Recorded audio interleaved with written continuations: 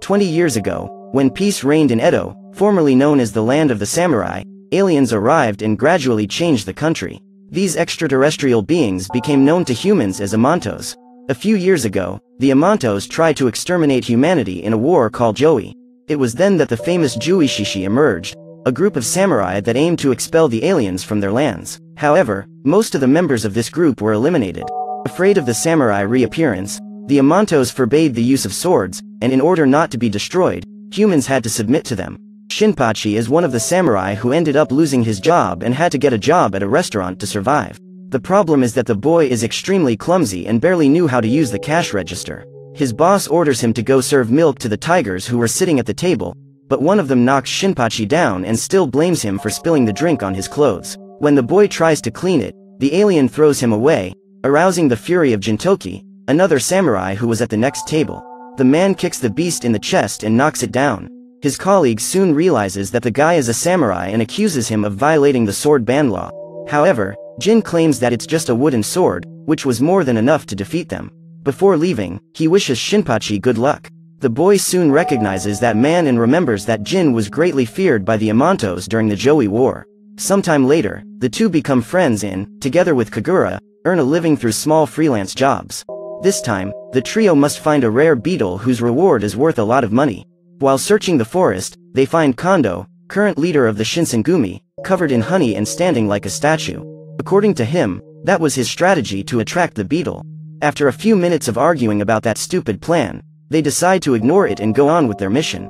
Up ahead, they spot another guy smearing mayonnaise on several trees, in an attempt to attract the animal. But once again they decide to ignore it and move on. A few steps later, finally, the group finds the beetle hanging from a tree. The animal was much bigger than they imagined, but still Kagura manages to bring it down. However, much to their sadness, when the thing falls to the ground, they discover that, in fact, it was just Okita wearing a beetle costume. His plan was to camouflage himself as one of those animals so he could make direct contact with them. Suddenly, dozens of men approach and reveal that they are also in search of the beetle. As they argue over who would get the animal, the golden beetle flies past them. The trio is the first to run after the creature. Then the other men also join the hunt. They run through the forest until they reach the village. Kondo spots Tei, Shimura's older sister, and goes after her. He is in love with her, but despite appearing like a sweet girl, Tei is extremely aggressive. When Kondo approaches, she doesn't think twice about sending him away with a baseball bat. Kotaro, the current leader of the Juishishi, who fought in the Joi War alongside Gintoki, walked the streets along with his mascot and loyal friend, Elizabeth. He sees his friend running and behind him came dozens of soldiers. Upon witnessing this, Kotaro concludes that Jin is being chased and gives those guys an immense beating. They draw their swords and engage in battle. However, even facing several men alone, Kotaro manages to take them down. As most of his competitors had been eliminated by Kotaro, Jin shoots ahead and manages to surround the beetle. At that moment, when the animal had nowhere else to run, a giant frogfish emerges from the pond and devours it. In the end, all that hunting was for nothing. That night, a man named Okada Nizu approached Kotaro and claims that he and his sword are thirsty for the blood of a skilled samurai like him. Seeing the sword that the stranger carried, the man soon realizes that something is wrong. Kotaro tries to fend off the attack, but is eliminated in a single blow. In the news, there was only talk about the possible appearance of a Sujigiri in Edo. When Elizabeth sees her master's supposed body, she runs to Jin and her friend's house to ask for help. However, as she cannot speak, she is unable to tell the trio about Kotaro's death. Shinpachi offers the bizarre bird strawberry yogurt and he starts crying as that drink reminds him of his master. Not knowing what happened to his friend, Jin goes to answer a customer's call. Upon arriving at the smithy, he is greeted by Tetsuya and his sister, Tetsuko. The man was half deaf, so he just spoke by shouting. On the other hand, Tetsuko was extremely quiet. Tetsuya tells that the masterpiece forged by his late father, the sword Benisakura, had been stolen. He even says that this sword has a crimson-red glow in the moonlight, similar to cherry blossoms. However, Benisakura cannot be used by humans. His father passed away almost a month after forging it and every man who had contact with it since then met their end. Tetsuya believes it to be a cursed sword that consumes human souls. Therefore, he hired Gintoki to retrieve it. The white-haired tries to ask the man some questions, but Tetsuko asks Jin to come closer to her brother's ears. Otherwise, he wouldn't be able to hear. Then Jin approaches and starts screaming, but Tetsuya punches him in the face and orders him to keep his voice down. Elizabeth takes Shinpachi and Kagura to the bridge where their master was killed. Even without speaking, the bird manages to communicate to them about what happened through a sign. Shinpachi refuses to believe that Kotaro was killed by some swordsman.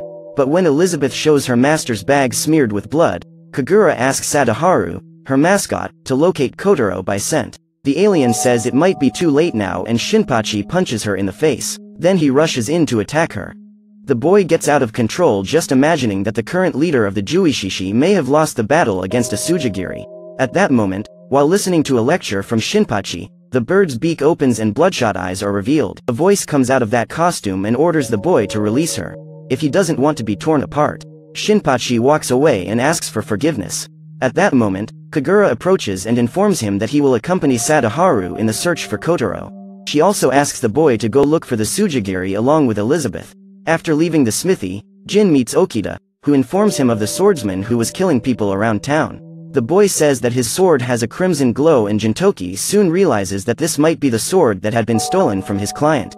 While lurking through the city's alleys, Shinpachi and Elizabeth are surprised by one of the villagers. He claims that the duo is very suspicious and orders them to leave. At that instant, Nizu approaches and uses his sword to pierce the man's back. Elizabeth tries to protect Shinpachi and is quickly eliminated. Now the mysterious man is about to kill the boy with his lightsaber, but Jin arrives just in time and snatches the sword out of his hands. In that instant, he discovers that that man was responsible for the death of his friend, Kotaro.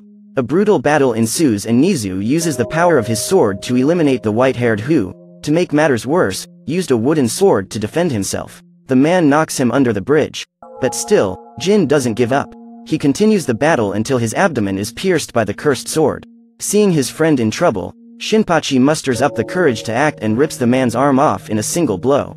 Soon after, Okita appears along with dozens of other samurai, so Nizu realizes that he won't be able to win that battle and decides to flee.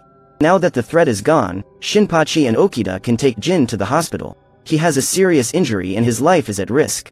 During his sword training, Kondo is visited by Okita and Tushi, his vice commander.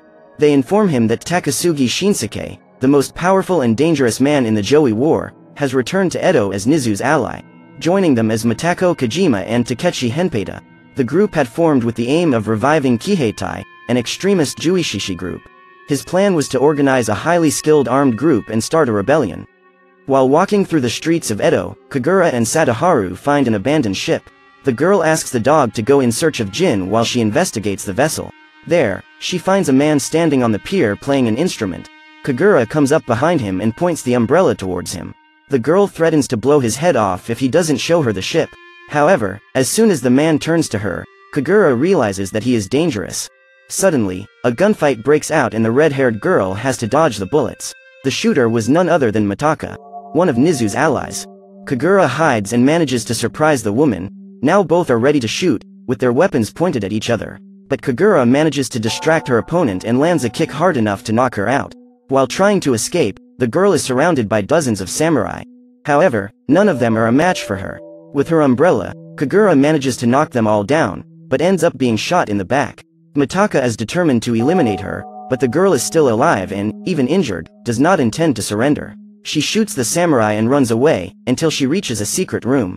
Mataka chases after her and claims that now that Kagura has seen that place, she could no longer live. Seconds later, it's possible to hear a gunshot. The next morning, Gintoki wakes up. He is at his house being taken care of by Tae. The girl's job was to prevent the young man from getting out of bed until he was healed of his injuries.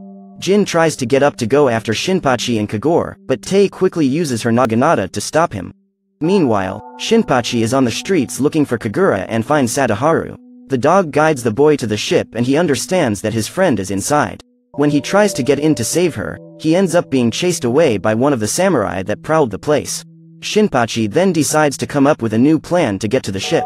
Little did he know that Nizu was inside and, after hearing a lecture from Matako about her skill in battle, the man gets angry and uses Benisakura's powers to strangle her. A few seconds later, he let the woman go and states that even without one of his arms, he is still in perfect condition to eliminate the old heroes so they can become the legends of the next generation.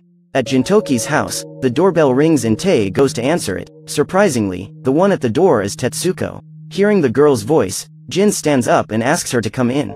The boy knows that Tetsuko is there to tell the truth about the sword, as clearly it wasn't just a cursed weapon. The young woman says that Benisakura was forged from the sword created by her father and has an automated system with electromagnetic waves and artificial intelligence.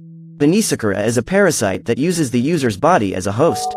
She is able to record her battles, study and get smarter.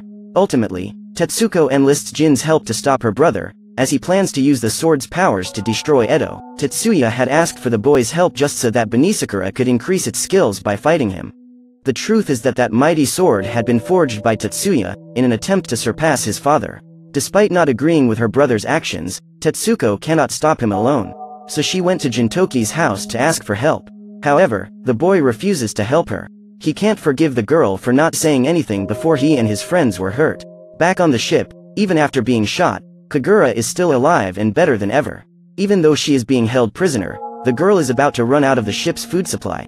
Takechi notes that in less than 24 hours, all of her wounds have healed and she possesses strength far beyond the ordinary. According to him, these traits belong to a clan called the Yato, an interstellar army of mercenaries. Takechi's plan was to train the girl to be part of his group in a few years. While walking back home, Tetsuko finds a note saying that he will meet her at the blacksmith shop. This note was inside an envelope that contained Gintoki's payment and the boy had returned it to her the moment he refused to help her. After asking Tae to go to the bakery to get some sweets, the boy gets ready to sneak out. But, when he gets to the door, he finds his clothes folded in a note written by Tae, asking him to bring her umbrella back. In the end, he never managed to fool the girl. Before heading to the smithy, Jin stops by a workshop and asks the old man to get a weapon powerful enough so that he can defeat his enemy. After all, as he was badly injured and without a decent weapon, he wouldn't stand a chance. The old man then gives him a giant fruit and says that after eating it, his entire body will become rubber. But that wasn't the solution Jin needed. After all, he didn't intend to become the pirate king. The old man reveals that the fruit was fake and starts making fun of him, so the two end up getting into a fight. Even without a weapon powerful enough to guarantee his victory, Jin goes to help Tetsuko. Meanwhile, Kagura is being crucified on the ship. Mitako and Takechi try to interrogate her, but the girl refuses to rat out her friends. Instead, she releases a macabre amount of vomit. Mitako is once again determined to kill her, but Shinpachi arrives before the woman can pull the trigger and assures her that he will save his friend. When asked where his companions are, the boy confesses that he is there alone and Mitako threatens to blow his brains out. However, at that moment, the ship begins to be bombed by Kondo and the crew prepares to fight. Shinpachi takes advantage of the distraction to release Kagura, and together they set off in search of Kotaro, which was the initial reason for the girl to infiltrate the ship. The Shinsengumi invade the vessel. However, the captain stays behind with Okita and Tushi. The man claims that he is not afraid of dying, as long as it happens alongside his partners. As he prepares to enter the enemy ship, which is dozens of meters high, Kondo ends up falling into the sea and the boys go on with the mission without him. Jin arrives soon after, accompanied by Tetsuko. The girl gives Jin a sword she forged herself so that the young man can face Benisakura. Now they need to figure out how to get to the ship. At that time, the old man from the workshop that Jin had previously looked for appears and gives him a flying board. As the beating goes on inside the ship, Nizu approaches Okita and Tushi, who give him a warrant for his arrest for haunting the streets of Edo and taking other people's lives. Okita attacks him with his bazooka, but the man manages to cut the bullet in half with his sword. At that moment, the boys realize that this is not just any weapon. Okita then decides to run away and leave his vice commander as bait. Inside the ship, Shinpachi and Kagura find a laboratory filled with swords similar to Benisakura. Soon after, Takasugi appears and runs towards them to kill them. But suddenly, Elizabeth appears and from her beak comes a machine gun, which she uses to attack the enemy. While Takasugi is distracted trying to dodge the bullets, the bird asks her friends to flee. At that moment, the man rips off the animal's head and Kotaro emerges from within the costume. Takasugi runs away from his old companion and the youths ask Kotaro to go after him, while they face off against Mitako and Takechi. Meanwhile, Tushi continues his fight against Nizu. Despite doing very well in battle, the boy is no match for Benisakura. Luckily for Tushi, Jin arrives at the ship and asks the boy to go after Takasugi as he finishes the battle he started with Nizu the night before. This will be the perfect opportunity for Jin to debut his new sword. In the very first encounter, Nizu plays dirty and attacks his opponent's wound. They exchange a few blows and Jin proves that his wound won't stop him from giving his all in that battle. Gradually, his skills grow much faster than Benisakura's. Even though Nizu's body has already been almost completely taken over by the sword, Jin manages to fight toe-to-toe with him. After a few minutes in battle, the boy manages to inflict a serious wound on his enemy's arm, making it impossible for him to continue using his sword. Seeing that he is cornered, Benisakura takes full control of Nizu and uses its tentacles to attack Jin. Inside the ship, Shinpachi is facing his first battle against a real enemy. His hands are shaking and Takechi uses the boy's emotions to try to destabilize him. Meanwhile, Mitako keeps trying to shoot Kagura, but the girl manages to dodge all the bullets. Even empty-handed, she holds the bullets in the air and knocks the woman down, as she is about to defeat her. Nizu falls off the roof. He has a monstrous appearance and Jin is unconscious. As he has totally lost control of his body, Nizu attacks his companion, Takechi. Mitako attacks him back and ends up becoming the next victim, now that he has lost consciousness. The man's body is fully merged with Benisakura. The creature forms a blade with its tentacles and intends to end Jin's life, but Tetsuko uses the sword, which she forged, to stop it. Kagura and Shinpachi team up with her in an attempt to destroy that monster. However, he manages to break free and attacks Tetsuko. To save his sister's life, Tetsuya sneaks in front of her and ends up dying. During this period, Gintoki regains consciousness and regains his sword. He faces Benisakura in a final blow and his sword ends up being cut in half. However, his blow was enough to destroy the monster and free Nizu from the control of his own weapon. After being cut by the blade of the sword forged by Tetsuko, the man finally finds his peace and his body disappears, turning into cherry blossom petals. Unlike her brother, the girl never wanted to forge a sword to kill, but to protect. And, finally, she accomplished her mission very well. As Nizu had been destroyed, Kotaro tries to convince Takasugi to abandon his plan to destroy Edo, but ends up being captured by an alien pig. Several other Amantos arrive on the ship and join it. Okita and Tushi meet up with Jin and the boy asks them to take his friends off the ship. He then goes after Takasugi and is surprised to find that his former comrade, the man who fought alongside him against the Amantos, has allied himself with them. An explosion happens and, with the distraction, Kotaro manages to get rid of the aliens that captured him. Mitako and Takechi regain consciousness and rush to defend their ally, but Takasugi orders them to get out, as he knows that at some point or another he will have to face Jin, so he prefers to do it soon. They start a sword fight, but end up tying in the first round. Then they decide to engage in hand-to-hand combat. Jin holds his opponent and slams his body against a metal plate. The boy was already very weakened and, after this blow, neither of them has the strength to fight anymore. Still, Jin stands up to end the battle and intends to use a sword to kill his childhood friend. However, he hesitates for a few seconds and a new explosion happens, now even bigger. Takechi helps Takasugi off the ship and Kotaro informs Jin that he planted a bomb there. In a few minutes, the entire vessel would be destroyed. He drags his friend outside and they both jump into the sea. Just then, Elizabeth appears with a parachute to save them. A short time later, the entire ship is destroyed and they safely approach the city.